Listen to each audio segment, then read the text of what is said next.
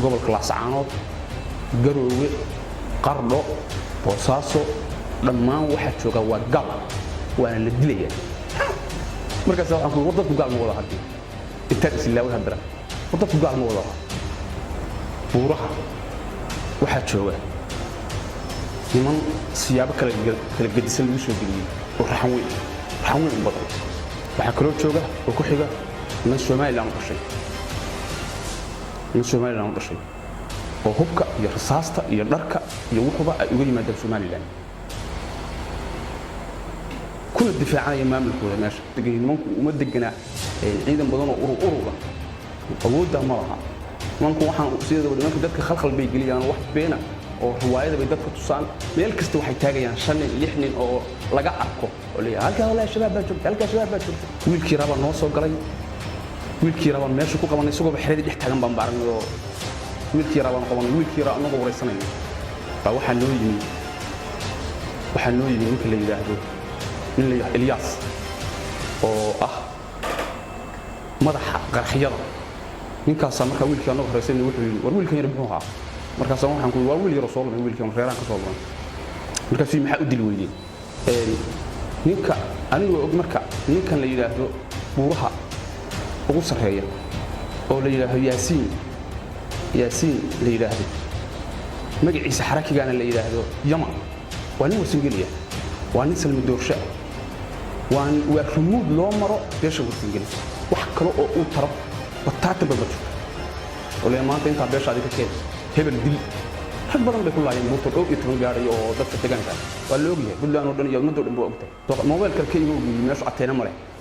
أنا مركب موبايل كنت عند الصليب عن شيء كوريتي عقدي إذا صوت عن صليب فوتها إذا صوت حدي قرية إذا صوت قاتل حبض إذا صوت قشري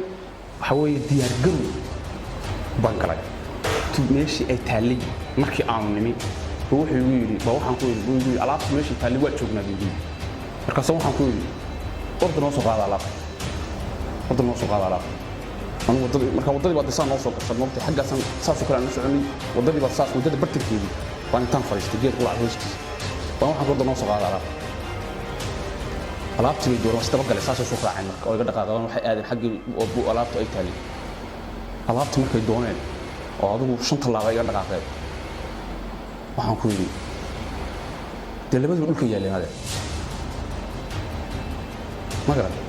kii weynaba xoogaa qaad la soo kacay waa u dhameystiray labadii qori baan ka soo foy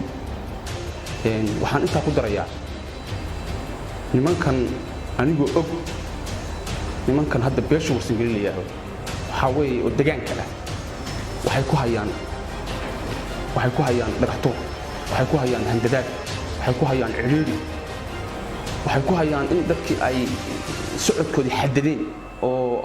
dadkuba uu yahay jaamacadu beerahoodii ma falan karaan tababarka waxa la igu baray qoryaha uu weyn yahay sibil iyo adigu xoogaa qaraxyo yar oo maartay laga sameeyo laakiin waa niman la shaqeeyaan waxa markii dambe ka dhaxlay markaan sii sheekaysanay in gaariga iyagu ay u gadeen taliska intii aan joogay wax hawlgal ah oo weyn oo dhacay jirin hal maalin baan soo tagnay oo reer waxa la aadayaa galgala maalintaasna waxay ahayd ku dhufo ka dhaqaaq ma ahayn hujum jidgooyana ma ahayn marka waa soo tagnay rag afartaniya baa meelaha laga soo ururiyay oo anigu aan ka mid ahay